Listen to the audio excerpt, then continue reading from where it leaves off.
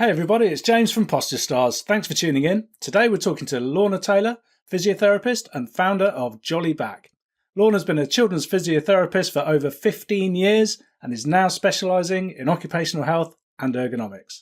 I'm going to talk to her about posture in teachers and schools, which is a massive subject right now.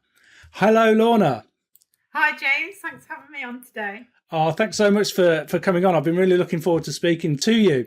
You've got a real interest in the moment in teachers' posture. Tell me what's going on there. So I guess my interest in teachers' posture came about from when I was working in schools in Derby City, going in looking at kids' posture, because more and more children are coming through with back problems now. And it was whilst in that the teachers, as soon as people know you're a physio, would often come up with their back, the hip, the neck, the knee problems. Oh, are you physio? Can I talk to you about my back problem, Lorna? Of course, after this, James. I'm really interested in that. But yeah, some teachers lying on classroom floors during break time to stretch their back out and thinking that's perfectly acceptable and normal whilst at work. So when we sort of looked at their working practices in primary schools, there's low height working everywhere. We're never going to escape big people working with the little people. There will always be that height difference.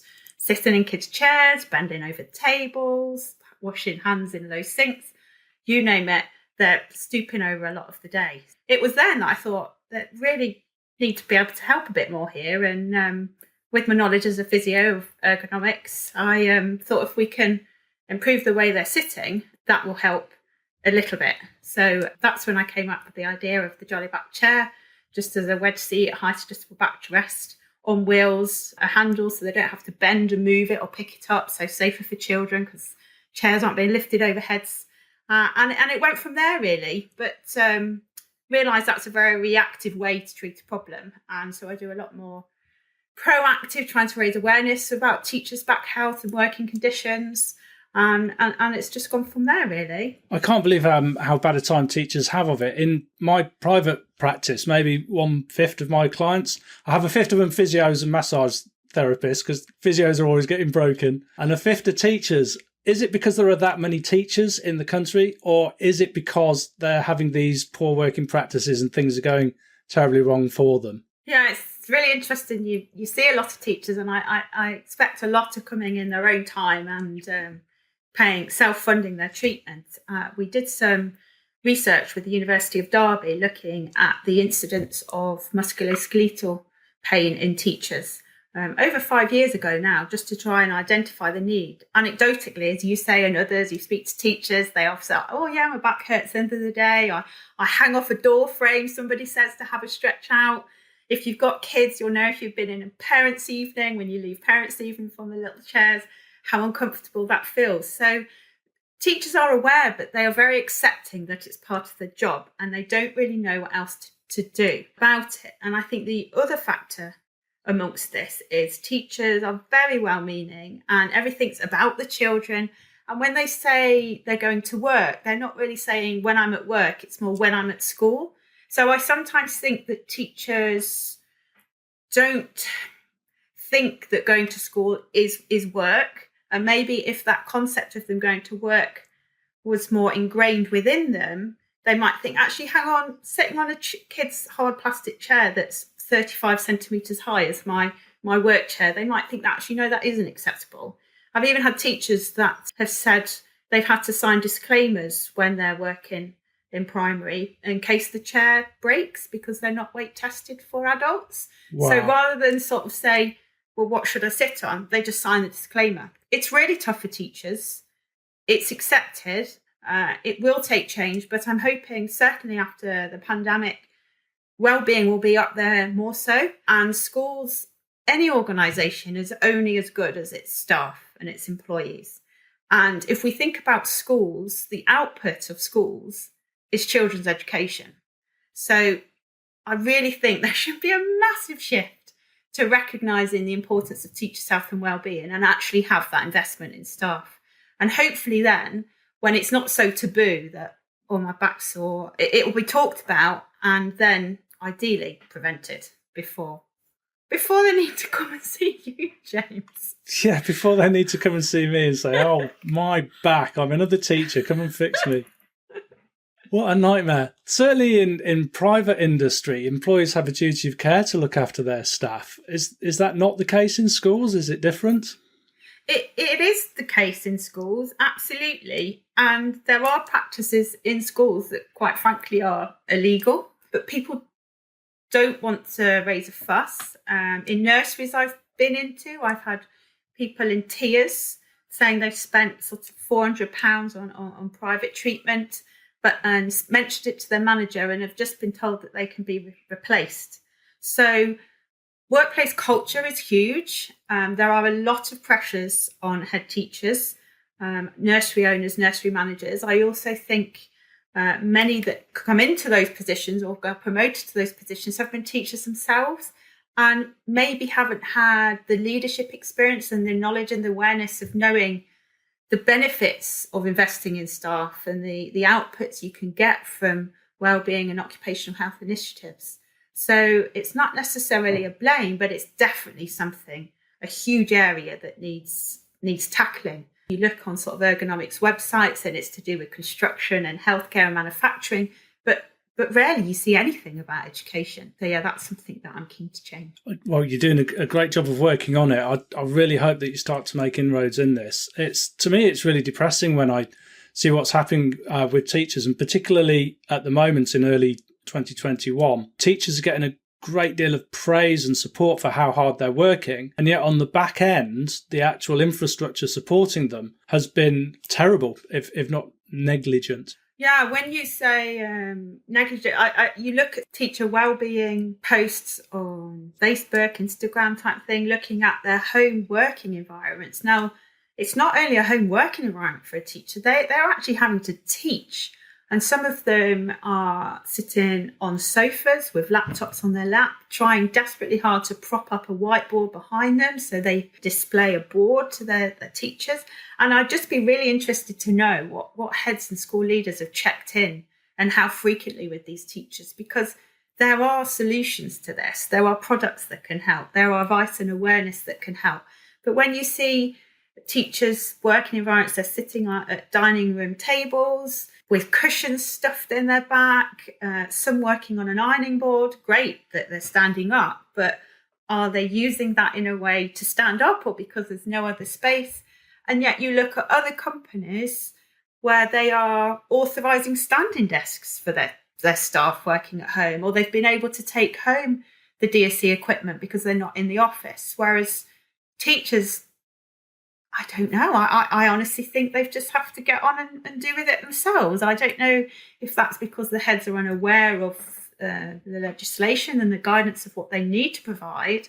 I don't know why they're not providing it. I'm only thinking it's because they're not aware of what they need to do and how to do it, rather than that they're not caring of their staff. When you said DSE equipment then, what that means is display screen equipment. And when these guidelines were set up, these were specifically for people using desk-based CRT monitors. But teachers now, a lot of them, their display screen equipment may be a handheld mobile phone or a tablet propped up on something. Are those guidelines sufficient at the moment? I don't think the guidelines that were already in place are known about in schools. From a DSE point of view, you've got teachers that will be using their laptops or technology for more than an hour a day, but they won't have had a DSE equipment assessment, which is, as we know, illegal. So I think if we haven't got that level of awareness and procedure pre-COVID, it's unlikely to be happening during the pandemic. I guess the important thing is what happens after. Certainly raising awareness for staff about what they can do now, and there's plenty you can do, as we both know, about improving your workstation whilst you're at home with equipment that you've got at home. I think key is getting up and moving, but I think it's really, really important that teachers contact their manager or their lead or their health and safety lead, occupational health, if they are uncomfortable or struggling at home or at school. Because if they are struggling, their colleagues will be too. And that often does help teachers, because they think by saying something, they won't be able to work, and then it'll put more strain and pressure on their colleagues. They're very well meaning. But actually, if teachers are themselves experiencing these problems, so will their colleagues. So in other words, maybe if you don't want to do it for you, and you should, you're entitled to, and you need to be responsible for your own health and well-being. But if it's easier to think, I'm raising this as an issue to help my colleagues and future teachers coming through, then do it that way. But do let someone know, because no problem can be solved unless somebody knows about it. Yeah, so someone's got to say something. Yeah. And often it's a tip of the iceberg thing. For every one person who has raised awareness, there's another 10 or 12 people behind them who haven't or who won't. Yeah, and they're willing for someone just to take that step to say. And it isn't a case of schools having to spend thousands on height adjustable desks and such like. It isn't that at all. And it can be something, improving the working environment, looking at the air quality and the temperature and the lighting and the design of the actual space and the setup. So to have better posture and health and well-being isn't a case always of spending money, but actually if you value your staff, you need to invest in them. And ultimately they will be more productive teachers. I had a case study with a school once. A member of staff had rheumatoid arthritis, so chronic pain, and occupational health recommended a jolly back chair. So we put that in, and the business manager could not believe the difference in the member of staff. She used to be a member of staff, shall we say, maybe not shouty is the right word, but she understandably was quite impatient with 34-year-old children in a class. If she was in pain, you are more irritated. And she said since she'd had a chair and was more aware of her working setup, no teacher and no parent had been in to say, oh, she was a bit short with my child. And she said the behaviour management was improved no end. And that's something that I didn't fully realise, but actually it makes sense. If people are comfortable and not in pain, then they can concentrate on their job and they feel happier themselves. So better posture in teachers means happier teachers, means happier, better educated kids. Yeah. And posture to me isn't just about standing up straight or anything. It is integral to health. Yeah. Well, Lorna, it's funny you should say posture for me isn't about, because I have a question for you, which is my first question that I ask all of my podcast people, which is, what is posture? Oh, well, to me, it's an integral part of health.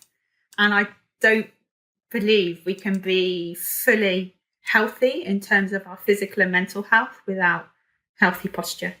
For me, it's more about the self-awareness of our bodies interacting with the environment. It improves our digestion, our circulation, our whole sense of well-being. So that is posture to me. It's a dynamic word. It isn't just about let's slump over and let's sit up tall. It's integral to our physical and emotional health. Yeah, absolutely. It's an ongoing input into who and what we are as human beings and how we get through life. Very holistic of you, Lorna. Very holistic. Very holistic. Well, it is. It is. I think there's lots of different camps, isn't it? And everyone has their own opinion, and that's great. Different opinions help create more ideas, and that's brilliant. But I think we should try and get away from compartmentalizing different aspects of posture and ergonomics and mental health. It is one thing. It is joined up. One thing affects the other. One great big chunk of well-being, isn't it, at the end of the day? Yeah. So in a way, it's like a win-win, isn't it? If you're thinking about your posture and aware of your body, it's going to have benefits in other areas. So why wouldn't you? Yeah, totally. I challenge our listeners. Yeah. Totally. I challenge our listeners to come up with one reason why they wouldn't want better posture. Yeah. I'm struggling to find any. Maybe get more pestered by people thinking they're more attractive or something. That's probably the only downside.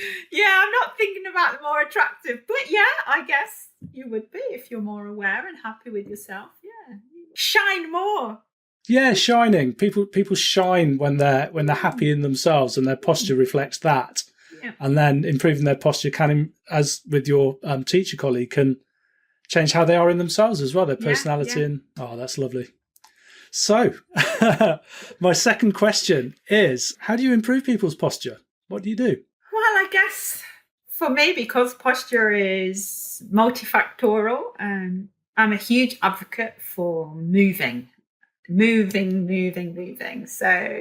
to not sit down too long, to know, every 20 minutes, probably get up and have a 20-minute stretch or move. But in that as well, make sure certainly in these times, looking after your eyes as well. So you sort of gaze 20 meters into the distance of 20 seconds. So thinking of this 20, because it's much easier.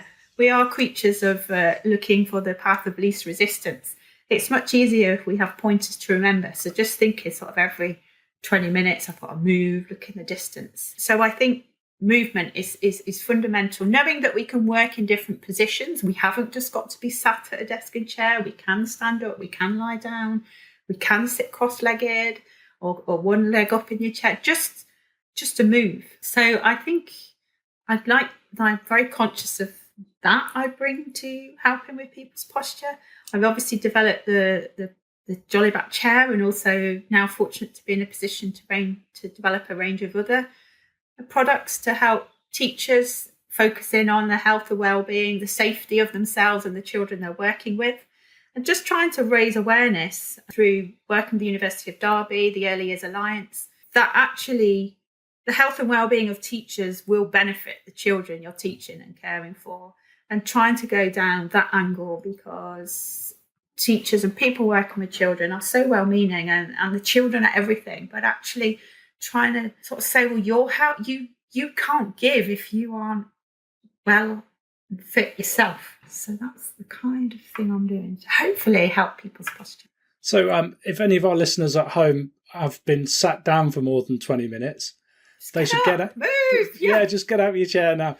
Turn this nonsense off and go and have a walk and come back and turn it on again. Listen to the nonsense and walk around the house, or if you're able to walk around, or just sort of move however you can. Yeah. And give your eyes a rest as well. Go and be nosy and see what the neighbours are doing. Yeah. It's healthy to be nosy about your neighbours. Yeah, go and look for a healthy snack in the fridge. Yeah, just don't have a peanut butter on toast like I did before this podcast, or you'll still be suffering like I am. Okay, so you're helping people, teachers in particular, with their posture by providing products and resources for them as well. Yeah, we also thinking about that off the top of my head as well. We found a range of manual handling trainers, because the other crazy thing is a lot of undergraduates and teachers, and certainly nursery workers training, are going to work with children, but yet they're not shown how to safely move and carry children for their health and also for the child's health. So we've got a range of manual handling advisors around the country that will offer practical advice on how to best to carry children, therapeutically position them for play, that you can access through Jolly Back website as well. That sounds fantastic. That's jollyback.com, JOLLYBACK.com. Yeah. It's an interesting name. My daughter at the time, I was on maternity leave, going slightly mad with the third one when I had the idea after doing my school's work prior to maternity leave. And my eldest daughter was 5 at the time, and we were thinking of ideas for names, and she had the idea of Jolly Back, because she said they were learning like jolly phonics at school, and it's kind of happy and fun, and so that's where the name came from, actually. I have to say, since I ever first heard the name, I've never forgotten it, which can't be said of a lot of products out there. So it is easy to remember. Oh, thank you. My third question is, and we might have answered this already, for our listeners at home, if you had to do one thing right now to improve your posture, what would that be, Lorna? It would be to be self-aware of the posture that you're currently in, the position you're currently in, and think about how you can improve it. Can you move to a different position? Just be aware of your body and your posture when you're moving around. There are loads of ways you can improve body awareness, peeps. You can do various modalities, physical stuff like yoga, Pilates, Alexander technique. Mindfulness is a nice way of becoming more aware of your posture. Listening to podcasts from Posture Stars and subscribing to our mailing list is a great way to ensure that your posture is permanently at the top of your mind. So many ways there. We mentioned kids and moving in school, and I'd really like to do another podcast where we talk about kids' posture in school and also when kids are doing their homework, working from home. Is that something that we'd be able to work with? Yeah, absolutely, James. Happily help with that. There's lots of advice that parents and carers can do with their children at home using the equipment they've got, right up to looking at workstations for children and such like. So again, it's pretty endless. And I think as parents, we are a lot more conscious of our children hunching over devices and working for hours in recent months. And although they will be back to school very soon, hopefully, home working and home studying will continue for the years they're in education. And I think importantly, we should be setting our kids up with early habits as they go into the workforce. There's quite a lot of work coming out of Europe at the minute looking at the future generation, because a lot of young people are entering the workplace with pre-existing back and neck problems. And also that's obviously not great for the individual, but actually quite costly for employers. So they're wanting to look at health of younger people in schools as well. This is terrible because these are the kids who are going to be paying for my pension in retirement. So I'm not having them taking time off work with bad backs and bad necks. We need to get this sorted. Quickly then, James. I need to get working on it. Thanks for that, Lorna. Okay, so Lorna Taylor of Jollyback, that has been really informative. We've learned a lot about teachers and the problems they're having with their posture, and I'm sure to have you back and we'll discuss kids' posture as well, both at school and importantly for parents when they're doing their homework. Thank you so much for coming on. I've really enjoyed our time together. Oh, you're welcome. Thank you.